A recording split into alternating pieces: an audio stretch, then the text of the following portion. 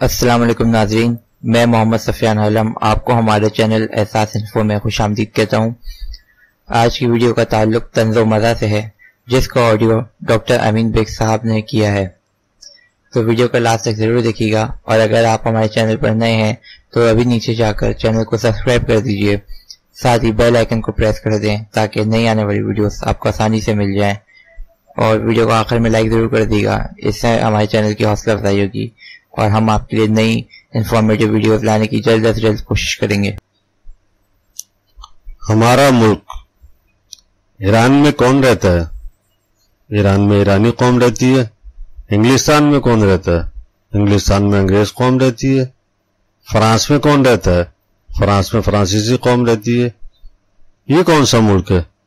ये पाकिस्तान है। इसमें पाकिस्तानी कौम रहती होगी? नहीं, इसमें पाकिस्तानी कौम नहीं रहती। इसमें सिंधी कौम रहती है, इसमें पंजाबी कौम रहती है, इसमें बंगाली कौम रहती है, इसमें ये कौम रहती है, इसमें वो कौम रहती है। लेकिन पंजाबी तो हिंदुस्तान में भी रहते हैं, सिंधी तो हिंदुस्तान में भी रहते हैं, बंगाली तो हिंदुस्तान में भी रहते हैं। फिर ये अलग क्यों बनाया था?